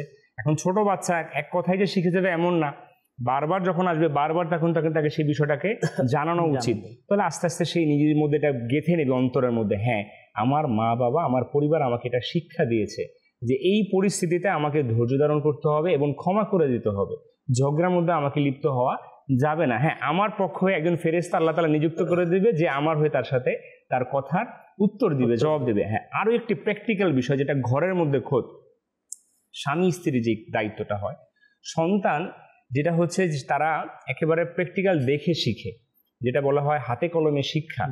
যে বাড়ন্ত বয়সটা যখন শুরু হয় 2-3 বছরের পরে গিয়ে সন্তানরা তখন অনুকরণ প্রিয় হয়ে যায়, তারা দেখে দেখে শিখে যে হ্যাঁ এই কাজটা করতে হবে, মা বাবা কি বলে তারা, হ্যাঁ সেটা একেবারে। ইমরান ভাই, এটা যে এতটা মজবুত, আপনি একটা কম্পিউটারকে কি মানে বলবেন, ওই সময় যে বিষয়টা তারা লক্ষ্য করে, জি সেটাকে কিন্তু সে তার ভবিষ্যতে সে কিভাবে করবে সেটা সে অন্তর মধ্যে একেবারে সেটা এস্টাবলিশ করে নেয়, গেঁথে নেয়। এখন মা বাবার দায়িত্ব যেটা হচ্ছে, দেখেন আমাদের পরিবারের মধ্যে টুকিটাকি বিষয়, যেমন কথা আমরা বলি না, আমাদের মুরব্বীরা বলে পাতিল একসাথে থাকলে একটু ঠোকরাঠুকি হবে, একটু বাড়ি খাবে, স্বাভাবিক। এখন এই ক্ষেত্রে কি আমাদের করণীয়? মা বাবা অনেক সময় আমাদের স্বামী স্ত্রীর মধ্যে আমাদের ঝগড়া হয়, কথা কাটাকাটি হয়, এক্ষেত্রে আমাদেরকে দেখতে হবে যে আমাদের সন্তানরা আশেপাশে আছে কিনা, আমাদের সন্তানরা আমাদের সামনে কিনা। যদি করতেই হয় কথা, তাহলে আমাদের তাদের কাছ থেকে পৃথক হয়ে যেতে হবে। কারণ আমার যে কথাটা, এই সন্তান আমার এই কথাটা রিসিভ করবে, মানে অর্থাৎ একে তো এখন আমরা আছি বিপদে, জি, আর ওই বিপদটা যাতে আমার সন্তানের মধ্যে না আসে। এখন দেখা যায় সন্তান অনেক সময় দেখা যায় যে বাবার প্রতি তো একটা প্রত্যেকটা বাচ্চারই থাকে যে বাবা অনেক শক্তিশালী হয়, বাবা আমাদের মেন গার্ডিয়ান, এটা সন্তানরা বুঝে মার থেকে বাবা একটু বেশি শক্তিশালী। হ্যাঁ, এখন দেখা যায় বাবা যখন একজন মায়ের প্রতি দুর্ব্যবহার করে, খারাপ আচরণ করে, তখন সন্তানের ওটার মধ্যে প্রভাব পড়ে, তখন সন্তানের মধ্যে ওই সাহসটা কাজ করে, আমি আমার মার সাথে খারাপ আচরণ করবো। তখন সন্তান যদি তাকে বলা হয়, জিজ্ঞাসা করা হয়, কেন আমি দেখছি না আমার বাবা এই কাজটা করছে, আমার বাবা আমার আম্মুকে বলছে, আমি এটা দেখছি তো। হ্যাঁ, এই যে বিষয়টা তো বলা হয়েছে, ওই মুহূর্তটা আমাকে আপনাকে খুব সচেষ্ট থাকতে হবে যাতে করে আমার সন্তান আমার কাছ থেকে খারাপ জিনিসটা না। এখানে একটি বিষয় আমরা আমাদের দর্শক শ্রোতার জন্য আজকে অনুষ্ঠানের পক্ষ থেকে অর্থাৎ আমাদের নুর হোসেন ভাই যে কয়েকটি কথা উপস্থাপন করলেন, কিছু জিনিস তো আমাদেরকে পয়েন্ট হিসাবে আমাদেরকে নিতে হবে, যেহেতু একটি প্রোগ্রামে আমরা আছি। আজকে যে সকল সন্তান বড় হয়ে আল্লাহ পাকের পানা মায়েদ আল্লাহ কখনো মায়ের সাথে ঝগড়া করে, অথবা কখনো বাবার সাথে করে, এর মূল একটা সূত্রপাত কিন্তু ছোটবেলায় শিক্ষা। আমরা যারা চাই যে আমার সন্তান বড় হয়ে আমাদের সাথে ভালো আচরণ করুক, আমার সাথে অথবা আমার স্ত্রীর সাথে আমার সন্তান ভালো আচরণ করুক, ভালো কিছু তাদেরকে আমরা এখন ইনশাআল্লাহ আপনি দেখবেন, ওই বলা হয় না কিতাবের মধ্যে আসছে যে এমন একটি দোয়া আছে যে আল্লাহর কাছে প্রার্থনা করে যে আল্লাহ, যে আমার সন্তান যাতে আমার শোকের শীতলতা হয়, মানে এমন হবে যে আমার, অর্থাৎ এর উদ্দেশ্য হচ্ছে সন্তানের আচরণ ব্যবহার এমন হবে আমার কলিজাও ঠান্ডা হয়ে যাবে, আমার চোখও ঠান্ডা হয়ে যাবে। কিভাবে হবে? আপনি কি আশা করেন? তখনই আমি আশাবাদী যখন আমরা স্বামী স্ত্রী যারা আছি তারা ছোট্টবেলায় আমরা নিজেদেরকে নিয়ন্ত্রণ করব, নিজেদেরকে আমরা ঝগড়া থেকে বাঁচিয়ে রাখবো, আমাদের সন্তানদেরকে ভালো কিছু ইনশাল্লাহ আমরা তাদেরকে শিক্ষা দেব। নিয়ত থাকবে, উদ্দেশ্য হচ্ছে আখিরাত, পরকাল। দেখেন পরকাল, যে পরকালে বিপদ থেকে আমিও বাঁচতে চাই, আমি আমার সন্তানদেরকেও বাঁচাতে চাই। আজকে আমি ভুল করব, আমি ঝগড়া করব, আমি নাফরমানি করব, আমি আখিরাতে ফেসে যাব, আমার থেকে শিখে আমার সন্তান করবে, আমার সন্তানও আল্লাহ পাকের লানতের মধ্যে পড়ে যাবে। তাই আমাদেরকে এটা খুবই গুরুত্বপূর্ণ একটি পয়েন্ট। ঘরের মধ্যে বিশেষ করে ছোট ছোট বাচ্চা যাদের ছোট বাচ্চা দেখবেন ভাই বোন অথবা ভাই ভাই লেগে যায়, এই যে তাদের যে লেগে যাওয়া, তারা আজকে লাগলো, আপনি তাদেরকে উত্তম কিছু দিতে পারলেন না, তারা যখন আরো 2 বছর 3 বছর বড় হবে তো তারা কিন্তু তাদের স্বভাবটাকে ধরে রাখবে। যখন সে 10-12 বছর হবে সে ওই স্বভাবটাকে ধরে রাখবে। আল্লাহ পাকের পানা, তাদের ওই ছোট্ট কালের স্বভাবটা যদি বালেক হওয়ার পরে তারা ওই ঝগড়া লিপ্ত হয়ে যায়, তখন কিন্তু তাদেরকে আর ফিরিয়ে আনা সম্ভব হবে না। তাই ঘরে যাদের ছোট্ট বাচ্চা আছে তারা যখন ছোট অবস্থায় ঝগড়ায় লিপ্ত হয়ে যাবে, তাদের ঝগড়াটা মুহূর্তের মধ্যে হয়ে যায়। কিন্তু আমাদের কিছু দায়িত্ব আছে, আমাদের কিছু কর্তব্য আছে। সে দায়িত্ব কর্তব্যটা কিভাবে পালন করব, তাদেরকে কিভাবে মহাব্বতে তাদেরকে বোঝাবো। অনেকে তো বোঝায় দুইজনকে দুই দিকে টানা, একজনকে উত্তর দিকে নিক্ষেপ করে, একজনকে দক্ষিণ দিকে নিক্ষেপ করে, মানে তারা উল্টা দুইজনের উপরে তাদের উপর জুলুম করা শুরু করে। আসলে শেখানোর পদ্ধতি এভাবে নয়।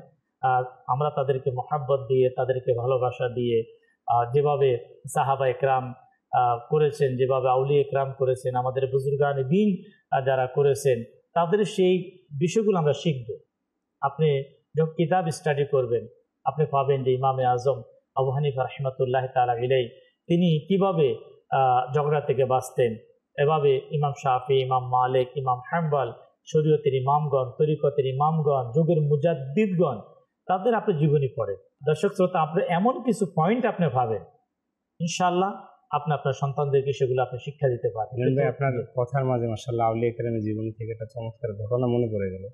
আসলে বুজুর্গানের দিনদের জীবনীটা পড়াটা আমাদের আসলে অনেক গুরুত্ব। আমরা আসলে পরিণয় বিদায় আমাদের আজকে মানে আমাদের অবহেলিত জীবন। আমাদের আজকে বেশিরভাগ মেজরিটি যদি আমরা দেখি, সার্ভে যদি আমরা দেখি, আমাদের মিডিয়ার মধ্যে আমরা দেখা যায় আজকে মেজরিটি দাম্পত্যিক জীবনের অবসান ঘটতেছে, তালাক হয়ে যাচ্ছে, এই ঝগড়া বিবাদ থেকে শুরু করে আস্তে আস্তে এখন দেখা যায়, আমরা বলছিলাম যে স্বামী স্ত্রীর সুসম্পর্ক, ভালো সম্পর্ক সন্তানের মধ্যে প্রভাব পড়ে। এখন এই ক্ষেত্রে দেখা যায় স্বামী স্ত্রীর যে দুইটা সম্পর্ক, দুইটার সত্তা দুই জায়গা থেকে দুই রকম দায়িত্ব। স্বাভাবিক, একজন স্ত্রী যেরকম দায়িত্ব স্বামীর প্রতি, স্বামীর আলাদা দায়িত্ব স্ত্রীর প্রতি। শরীয়ত সেটাকে আমাদেরকে জানিয়ে দিয়েছে যে স্বামীর কতটুকু সীমাবদ্ধ আছে স্ত্রীর প্রতি, আবার স্ত্রীর কতটুকু সীমাবদ্ধ আছে। স্ত্রী যদি মনে করে না স্বামী আমাকে একটা দিলে আমি স্বামীকে দুইটা দিতে পারবো, এটা যদি তার মেন্টালিটি হয়, তাহলে এটা তার জন্য দুর্ভাগ্য, তার জন্য এটা অকল্যাণকর। আলহামদুলিল্লাহ, আল্লাহ পাকের ওলিগণ ইনাদের বাস্তবিক জীবনে আমাদেরকে এত সুন্দর শিক্ষা দিয়েছেন। সিলসিলা আলিয়া কাদিরিয়া এই সাজারা শরীফের মধ্যে তো চমৎকার একটি ঘটনা এরকম আমি পড়েছিলাম অনেক আগে, যে হুজুরের মাশাআল্লাহ অনেক সুনাম ছিল, প্রসিদ্ধতা ছিল। তো এক এলাকার এক সাধারণ মানুষ, তো তিনি কিছুটা মুসিবতের মধ্যে পড়েছে, টেনশনের মধ্যে পড়েছে। তো একজন ওনাকে নসিহত করছে। স্বাভাবিক, আমরা এক বন্ধুর কাছে তো আমাদের বিপদের কথাগুলো বলি। তো যখন বন্ধুর সাথে শেয়ার করছিল, তো বন্ধু তাকে বললো, তুমি একটা কাজ করো, এমন একজন বুজুর্গ আছে শহরের মধ্যে, ওই বুজুর্গর তুমি শরণাপন্ন হও। আমার বিশ্বাস ওনার কাছে যদি তুমি যাও, উনি কোনো না কোনো একটা হাল তোমাকে বের করে দেবে, সমাধান বের করে দেবে। তো উনি কিছুটা স্বস্তির নিঃশ্বাস ফেললো যে যাক, একজন তো আমাকে একটা সমাধান দিল। তো তিনি রওনা হয়ে গেল, একটা দূরত্ব ছিল, ভালো দূরত্বের পথ ছিল। তো তিনি চলে গেলেন রওনা দিতে। তখন তো আর মোবাইলের যুগ ছিল না। তো তিনি বলতে জিজ্ঞাসা করতে যে অমুক বাড়িতে যান, ওদিকে রাস্তা দিয়ে। তো তিনি যেতে ওই বাড়ি পর্যন্ত তিনি পৌঁছে গেলেন। তো বাড়িতে যখন তিনি দরজায় করাঘাত করলেন, তখন ভিতর থেকে এক পর্দানাসীন নারী তাকে জবাব দিতে লাগলো, কে? তখন তিনি বলতে লাগলেন, আমি অমুক শহর থেকে এসেছি, আমি জানি এই ঘরের মধ্যে এমন একজন বুজুর্গ থাকেন, আমি ওই বুজুর্গের কাছে এসেছি তার সমাধান নেওয়ার জন্য। তো ওই বুজুর্গের স্ত্রী ছিল তিনি। তো ওই ওনার জওজা ওনাকে, ওই ব্যক্তিকে কিছুটা নিরাশ করে দিল, আপনি কার কাছে এসেছেন? হ্যাঁ, তো তিনি কিছুটা তার যাই হোক তার দুর্বল পয়েন্টগুলো ওই ব্যক্তির সামনে উপস্থাপন করলেন। তখন ওই সাধারণ যে মানুষটি যে তার সমস্যার সমাধান নিতে আসলো, সে আরো হতাশ হয়ে গেল যে আমি এত দূর থেকে সফর করে আসলাম, কার কাছে আসলাম? যে সে তার নিজের ঘরের স্ত্রীর কাছে সে দুর্বল। এমন একটা পরিস্থিতিতে সে কিছুটা হতাশগ্রস্ত হয়ে যখন ফিরে যেতে লাগলো, তখন এক ব্যক্তি বাজারের মধ্যে তার চিন্তাগ্রস্ত চেহারা দেখে তাকে জিজ্ঞাসা করতে লাগলো, কি কারণ, কি হয়েছে তোমার? তুমি আমাকে বলো, তোমাকে আজনাবি লাগছে, অপরিচিত লাগছে, তুমি এই শহরের মধ্যে আমি তোমাকে কখনো দেখিনি। তো সে সব ঘটনা খুলে বলল যে আমি অমুক শহর থেকে এসেছি, এক বুজুর্গর নাম শুনেছিলাম যে সে এই সমস্যার সমাধান দিতে পারবে।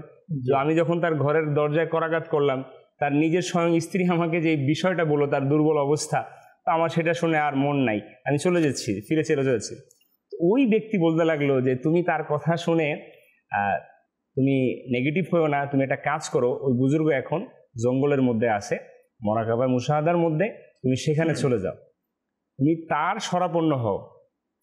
তো তখন ওই সাধারণ ব্যক্তিটি সে তাকে খোঁজ করার জন্য জঙ্গলের মধ্যে যখন রওনা হয়ে গেল, কিছু দূর যাওয়ার পর তিনি দেখতে লাগলেন ওই কাদেরিয়া সিলসিলার বুজুর্গ তিনি একটি সিংহের উপর বসে অজগর সাপকে চাবুক বানিয়ে সে সামনের দিকে অগ্রসর হচ্ছে। এই অবস্থা দেখে ওই সাধারণ মানুষটি তার চিন্তা থেকে দূর হয়ে গেল যে আমি কি শুনলাম তার স্ত্রীর কাছ থেকে, আর আমি এখন কি দেখছি বাস্তবে।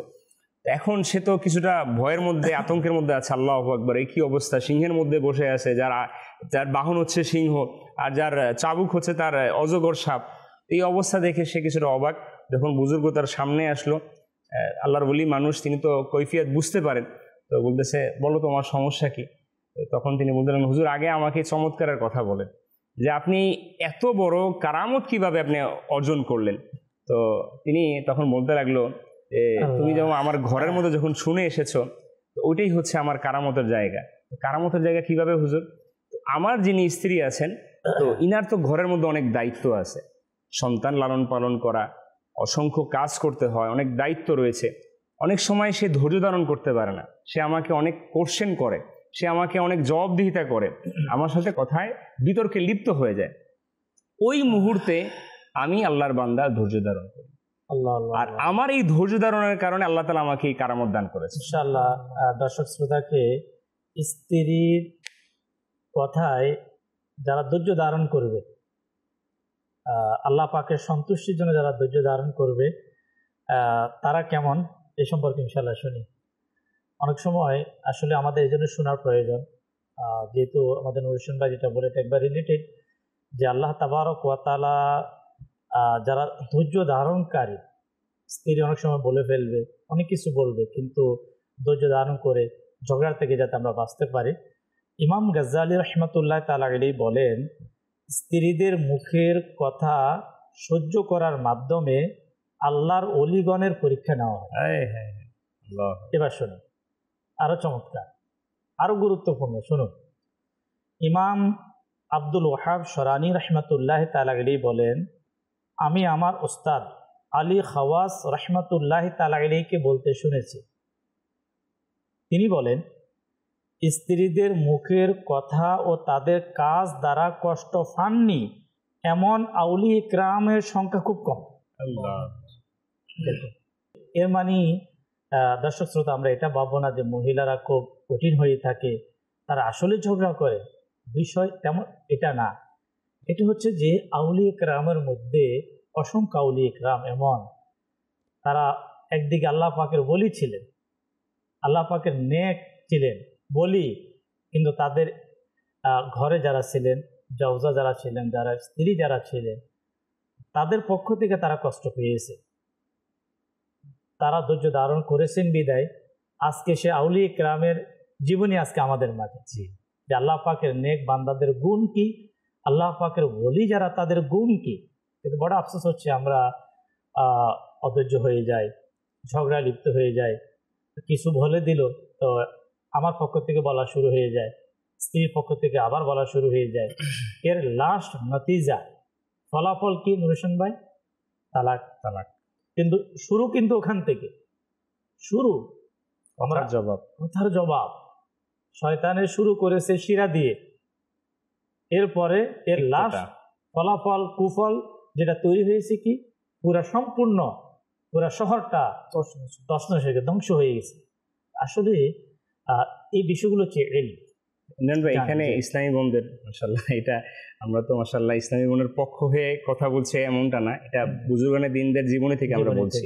এখন এই ক্ষেত্রে আবার এমন সময় দেখা যাবে যে ইসলামী বোনরা, আচ্ছা হুজুররা বলছে না যে তোমাকে চুপ থাকতে, আমি যদি অধৈর্য হয়ে যে তুমি চুপ থাকো, এটা আসলে আমরা সুফল বলছি, যে ধৈর্য ধারণ করার সুফল। এক্ষেত্রে আমাদেরকে ইসলামী বোনদেরকে এটাও দেখতে হবে যে আমার স্বামীর মর্যাদা আমাকে ইসলাম কতটুকু দিয়েছে, আমি তার সাথে আমার যেটা সম্পর্ক, এই সম্পর্কটা কি রয়েছে।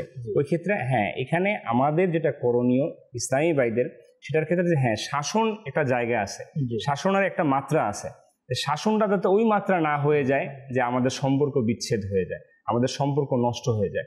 এটা তো সাহাবায়ে কেরামের যুগ থেকে এই ঘটনা, কিন্তু ফারুক আজম রাদিয়াল্লাহু তাআলার ঘটনাও রয়েছে। এক জৈনিক ব্যক্তি যখন ফারুক আজম রাদিয়াল্লাহু ঘরের মধ্যে যাচ্ছিল, দরজায় করাঘাত দিবে, একই মামলা যে স্ত্রীর সাথে তার মনোমালিন্য হচ্ছে না, তিনি যাচ্ছেন ফারুক আজম খলিফাতুল মুসলিমিন, তার ঘরে যাচ্ছেন কিসের জন্য? এটা মীমাংসার জন্য। তো গিয়ে শুনতেছেন ফারুক আজম রাদিয়াল্লাহু তাআলার জবজা, তিনিও ঝগড়ার মধ্যে লিপ্ত। ফারুক আজম রাদিয়াল্লাহু তাআলা যখন দরজা খুলেন, দেখেন চলে যাচ্ছেন, তখন তা আহ্বান করলেন, বলো। তখন ফারুক আজম রাদিয়াল্লাহু চমৎকার তাকে শিক্ষা দিলেন, যেটা তাদের হক রয়েছে, কেননা তারা আমাদের অনুপস্থিতিতে আমাদের সন্তানকে লালন পালন করে, আমাদের ঘরের কাজগুলো তারা সমাধান করে, আমাদের মাদেরকে দেখে, পুরো পরিবারটাকে। স্বাভাবিক ইমরান ভাই, আপনি যখন দেখবেন একজন স্টাফ কর্মচারী তখন তার প্রতি যদি কোনো কাজের প্রেশার চলে আসে, সে তখন অধৈর্য হয়ে যায়। এটা চারটিখানি কথা না, এই ক্ষেত্রে মানে একটা কৌশল অবলম্বন করা। এখানে নুর হোসেন ভাই আরেকটা বিষয় অ্যাড করবো যে পুরুষ, যেটা আমরা দেখতে পাই, পুরুষ যতই কাজ করুক তার এরপর একটা অনেক সময় একটা রেস্টের টাইম মিলে যায়, মানে অবশেষে এই টাইম থেকে এই টাইম তার কোনো কাজ থাকে না। কিন্তু ইসলামী মন যারা ঘরের মধ্যে, তাদেরকে যদি প্রশ্ন করে যে এদের রেস্টের টাইম কখন, হয়তো এমন কোনো টাইমিং ডিউরেশন পাওয়া যাবে না যে টাইমে অনলি রেস্টে। আসলে একে অপরের প্রতি যেমন দুটি বিষয়, যে মহিলাদের তাদের সমস্ত ব্যস্ততার প্রতি লক্ষ্য রেখে যেভাবে স্বামীর কর্তৃক ভালো আচরণ, সেমভাবে যদি একজন ইসলামী বোন ঘরের মধ্যে মহিলা, সে যদি তার স্বামীর ইজ্জতের প্রতি খেয়াল রাখে, যে আল্লাহ তাবারক ওয়া তাআলা, আল্লাহ এবং তার রসুলের পরে আমার জন্য যিনি সবচাইতে সম্মানিত যাকে বানিয়েছেন তিনি হচ্ছে আমার স্বামী। তো কথা বলে ফেললো, অথবা সারাদিন বাইরে ছিল, হয়তো অনেকের সাথে চলতে গিয়ে অনেক বিষয়ে তার মধ্যে একটা খুব কাজ করতেছে কোনো কিছু, অত বাসায় আসার পরে সেটা শেষ হচ্ছে না, অত সেটা খিটখিটে মধ্যে আমাকে কিছু বলে ফেললো। এখন আমি স্ত্রী হিসাবে আমার যে দায়িত্ব, আমি ওইভাবে সুন্দর আচরণ দিয়ে, ভালো আচরণ দিয়ে, ভালো কিছু যাতে করে সে আমার থেকে আশা করে, তাহলে যখন ভালো কিছু সে পাবে, দেখা যাচ্ছে যদি ঘরের বাইরে যদি কিছু হয়েও থাকে, আল্লাহ পাকের দয়ায় ঘরে আসার পরে ঘরের ভালো পরিবেশ দেখে, ভালো কিছু দেখে, ভালো কিছু শুনে ভালো হয়ে যায়, মন ভালো হয়ে যায়। এই টাইমিংটা বোঝা খুব মানে আমাদের সেন্সিটিভ বিষয়। এখন স্বামী সারাদিন কাজ করে সে ঘরে ঢুকলো, ওই মুহূর্তে যদি বলেন আপনার হাত খালি কেন, আপনি বাজার নিয়ে আসেন না কেন, আপনাকে তো আমি আগেই বলছিলাম ঘরে এই বিষয়গুলো নাই। এখন এই বেচারা রাস্তায় 2 ঘন্টা জ্যামকে কন্ট্রোল করে এসে ঘরের মধ্যে ঢুকছে, পুরো গরমাক্ত শরীর, ঘামাক্ত শরীর, এখন সে রেস্ট নেবে, ওই মুহূর্তে যদি তাকে আমি অভিযোগ দিয়ে দিই, তাহলে তার জন্য কতটা প্রেশার ক্রিয়েট হবে। এরপর অফিসের প্রেশার তো আছে, কাজের প্রেশার তো আছে, যদি ইনকাম না থাকে, ব্যবসায়ী হয়, তাহলে তো তার তো মাথা আরও ছোটে যায়।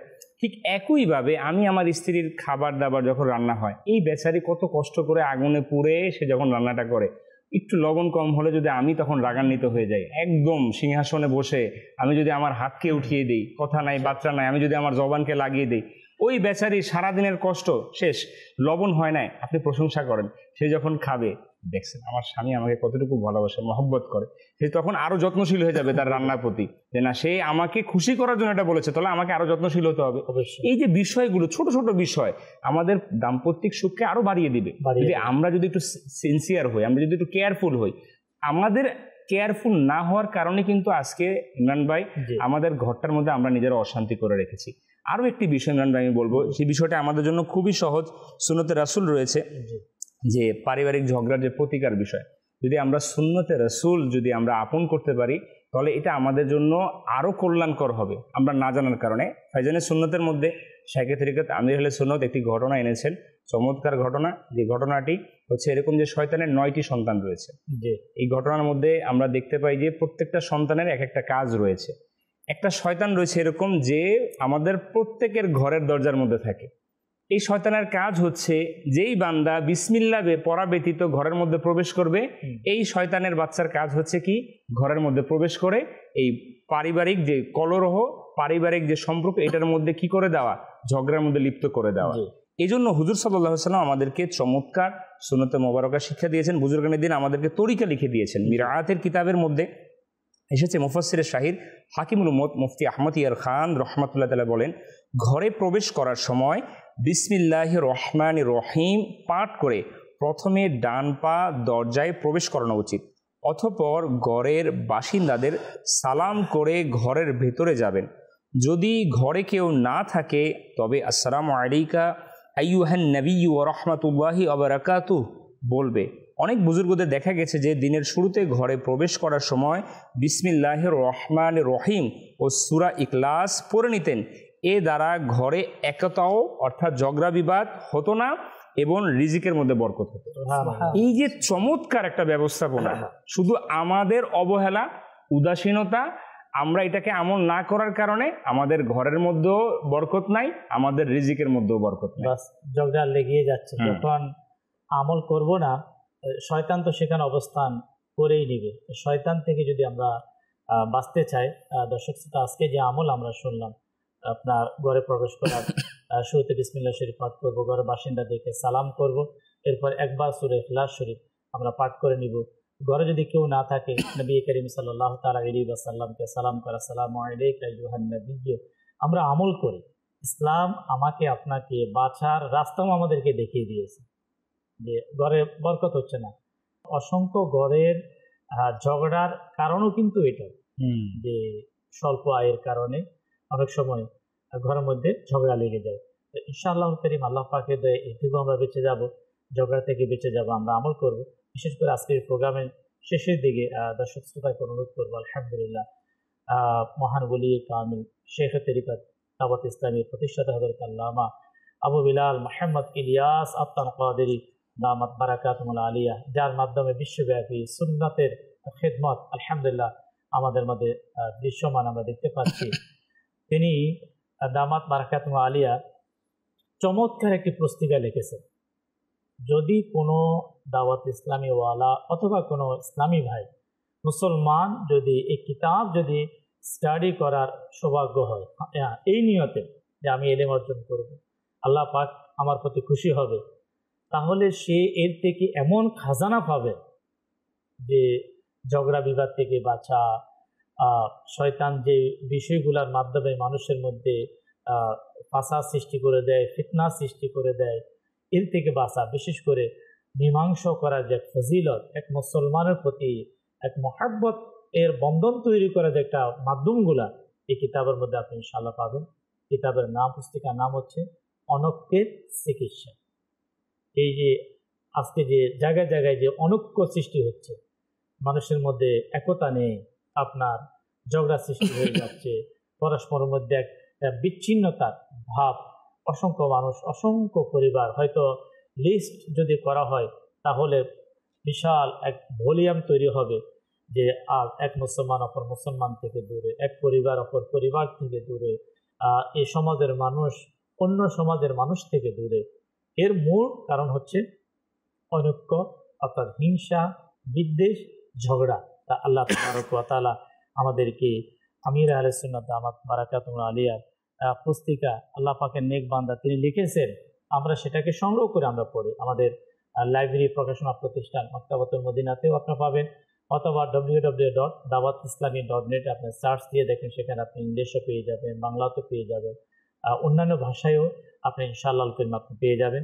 সময়ের শেষের দিকে সর্বশেষ আমরা মোবাইল লিগদের থেকে লাস্ট আমাদের আজকের প্রোগ্রামের মেসেজ শুনে ইনশাআল্লাহ আমরা প্রোগ্রাম সমাপ্তির দিকে যাবো। যে অর্থাৎ সর্বশেষ যে ওজিফা বলি বা ওসিয়ত বা নসিয়ত, এটাই অর্থাৎ ঝগড়া থেকে যদি আমরা বাঁচতে চাই তাহলে স্যাক্রিফাইস, অর্থাৎ আমাদেরকে ক্ষমার মন মানসিকতা, ধৈর্যের মন মানসিকতা, এগুলো যদি আমাদের মাঝে না থাকে তাহলে ঝগড়া থেকে কখনোই বাঁচা সম্ভব না। অর্থাৎ যদি আমরা চাই আমাদের সমাজের মধ্যে ঝগড়া না থাকুক, আমাদের পরিবারের মধ্যে ঝগড়া না থাকুক, মনে রাখবেন মানুষ ভুলের ঊর্ধ্বে নয়, মানুষ থেকে ভুল প্রকাশ পাবেই। তো যখন আমার মধ্যে ক্ষমার মন মানসিকতা থাকবে না, তখনই তো ঝগড়া সৃষ্টি হয়। কেউ ভুল করে ফেললো, আমার মধ্যে যখন ক্ষমার মন মানসিকতা থাকবে না, তখন সেটা ঝগড়ায় রূপ নেবে। এই জন্য আমাদের মধ্যে ক্ষমার মন মানসিকতা রাখা, এবং অনেক সময় ভুল বুঝাবুঝির কারণেও হয়।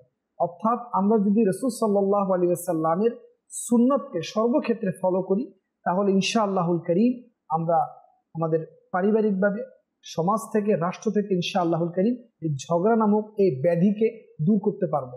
কারণ ঝগড়া শুধু একটি কারণে হয় না, নানানবিধ কারণে ঝগড়া সৃষ্টি হয়। তো আল্লাহ তাআলা আমাদের সকলকে নবী সাল্লাল্লাহু আলাইহি ওয়াসাল্লামের সুন্নাত মোতাবেক চলার এবং কোরআন থেকে যে আল্লাহ তাআলা আমাদেরকে যেই আদেশ করেছেন তা পড়ে নেওয়ার, যে আলহামদুলিল্লাহ আমাদের ইমরান ভাই যে আমাদেরকে উৎসাহ দিচ্ছিলেন বই পড়ার জন্য, তো আলহামদুলিল্লাহ আমিরুল সুন্নাত আরও একটি বই আছে, হ্যাঁ, সেটা হলো আপনার ঝগড়ার ক্ষয়ক্ষতি। ঝগড়ার ক্ষয়ক্ষতি, এই যে পুস্তিকাগুলো আমিরুল সুন্নাত লিখেছেন, এগুলো ছোট ছোট পুস্তিকা, আপনি পড়তে সর্বোচ্চ আধা ঘন্টা লাগবে, কিন্তু আধা ঘন্টা ব্যয় করলে ইনশাআল্লাহুল কারীম আপনার জীবন থেকে এই ঝগড়া নামক এই ব্যাধিটি চলে যাবে ইনশাআল্লাহ। এর পাশাপাশি শয়তানের কতিপয় হাতিয়ার, জি, খুবই চমৎকার, যে শয়তান তার যে হাতিয়ার হিসাবে মানুষকে ধ্বংস করার জন্য যে কাজগুলো চালিয়ে থাকে, এর মধ্যে ঝগড়াও, এর মধ্যে লিপ্ত, যে কিভাবে ঝগড়া হয়, কিভাবে বিচ্ছিন্নতার ভাব সৃষ্টি হয়, শয়তানের কতিপয় হাতিয়ার, এই রেসালাটা ইনশাআল্লাহ আমরা পড়ার চেষ্টা করব। অনেকের চিকিৎসা রেসালাটা পাঠ করার চেষ্টা করবো। আলহামদুলিল্লাহ, মক্তাবাতুল মদিনাতে অসংখ্য পুস্তিকা আমির আহলে সুন্নাতের আমরা ইনশাআল্লাহ নেওয়ার চেষ্টা করব এবং পড়ারও চেষ্টা করব। সর্বশেষ মানে দর্শক শ্রোতার কাছে এটাই অনুরোধ থাকবে, আমরা এটাই মাথায় রাখি যে যেই কাজ আল্লাহ তার রাসূল সাল্লাল্লাহু আলাইহি ওয়া আলিহি ওয়াসাল্লামের কাছে ঘৃণিত, তো সেই কাজকে আমাদেরও ঘৃণা করা উচিত। যেখানে আল্লাহ তাআলা স্বয়ং নিজে বলেছেন, ওই ব্যক্তিকে ঘৃণা প্রকাশ করেছেন ওই ব্যক্তির ব্যাপারে। হুজুর সাল্লাল্লাহু আলাইহি ওয়াসাল্লাম নিজে বলেছেন সবচেয়ে ঘৃণা করতেন এমন মানুষকে যে মানুষের মধ্যে ফিতনা ও ঝগড়া লাগায়। স্বয়ং রাসূল সাল্লাল্লাহু আলাইহি ওয়াসাল্লাম এই কথা বলেছেন।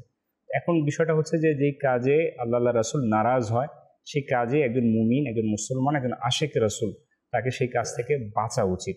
আর আমরা তো শুনলাম পুরো আজকের আলোচনার মাধ্যমে যে এটার যে পরিণতি রয়েছে, এটার পরিণতি খারাপ। এটার পরিণতি যদি খারাপই রয়েছে, তো আমরা খারাপের দিকে কেন যাব? যেটার মাধ্যমে আমার সম্পর্ক নষ্ট হয়ে যাচ্ছে, যেটার মাধ্যমে আমার সমাজের মধ্যে অশান্তি ছড়াচ্ছে, আমার ঈমান দুর্বল হয়ে যাচ্ছে, হ্যাঁ, তো আমার পরকালের মধ্যে আমার জন্য জবাবদিহিতা করতে হবে। এই বিষয়গুলো যখন আমি নিয়ে আসতে পারবো, তখন আমার পক্ষে সম্ভব। হ্যাঁ, এখন বিষয়টা হচ্ছে যে আমার আত্মমর্যাদা কোথায় গেল? আমি তো সঠিক ছিলাম, আমার সঠিকটা কোথায় গেল? আমি তো ভুল ছিলাম না। যখন একটা মুসলমান সে যখন পরকালের দিকে তার উদ্দেশ্যটা হবে যে আমার পরকাল আমার জন্য মেইন, তখন তার পক্ষে সম্ভব হবে। আর যদি বলে না আমি এই কথার মধ্যে আমি হাঁটতে রাজি না, আমাকে এখানে জিততেই হবে। আবার অনেক সময় আমাদের দেখা যায়, ইমরান ভাই, আমরা জমা রাখি, এখন আমি বলবো না, কিছু সময় হলে আমি বলবো। যদি সুযোগ হয়ে যায়, তখন আমার পূর্বের যত কথা আছে তখন আমি সেটাকে উপস্থাপন করি। এই যে বিষয়টা, আমি কিন্তু নিজে এটার জন্য প্রস্তুতি নিচ্ছি না, আমি এই মিশন, এই যুদ্ধের জন্য আমি প্রস্তুতি নিয়ে রেখেছি, সব জমা রাখছি কথাগুলা, কি কি বলছে আমার এখনো খেয়াল আছে। এই যে বিষয়টা, আমি কিন্তু আমার মেন্টালিটি নিজের দিকে তাকাই যে আমি আসলে কি সময় কথা বলবে, যে আমি কিন্তু নিজেকেই সেই খারাপের দিকে আমি ধাবিত করছি নিজেকে। আমাকে এটা মাথায় রাখতে হবে, না এটা আমার জন্য কল্যাণকর নয়, আমি ভুলে যাওয়াটাই আমার জন্য কল্যাণকর। যেখানে আমার হুজুর সাল্লাল্লাহু আলাইহি ওয়াসাল্লাম আমার জন্য জিম্মা নিয়েছেন প্রাসাদের, জান্নাতের প্রাসাদের জন্য। আরে ভাই, আমি কোন প্রাসাদে আছি আর আমার জন্য কোন নেয়ামত অপেক্ষমান রয়েছে? আমি যদি এইভাবে চিন্তা করতে পারি, তাহলে আমার পক্ষে সম্ভব। আর আল্লাহ রাসূল সাল্লাল্লাহু আলাইহি ওয়াসাল্লাম জীবনী পড়া, আউলিয়া কেরামের জীবনী পড়া, হ্যাঁ, এই বিষয়গুলো আমাদের জন্য খুবই গুরুত্বপূর্ণ। এর পাশাপাশি যারা ঝগড়া করে, ওলামা ইকরাম বলেন যে তাদের ব্যক্তিত্ব নষ্ট হয়ে যায়, অর্থাৎ তার গ্রহণযোগ্যতা হারিয়ে ফেলে, ঘরেও কিন্তু গ্রহণযোগ্যতা হারিয়ে ফেলে, সমাজের মধ্যে তার একটা নেতৃত্ব দেওয়ার যে একটা গুণ, সেটা কিন্তু সে হারিয়ে ফেলে। এটা কিন্তু অনেক বড় এক লস, অনেক বড়। যখন কোনো মানুষের ব্যক্তিত্ব যখন তার মাঝে থাকে, তখন সে সমাজে অনেক বড় কাজ করতে পারে, অনেক কিছু তার দ্বারা করা সম্ভব হয়। আল্লাহ আমাদেরকে বাঁচার তৌফিক দিক। হাদিসে পাকের মধ্যে এসেছে, যে চুপ রইল সে মুক্তি পেল।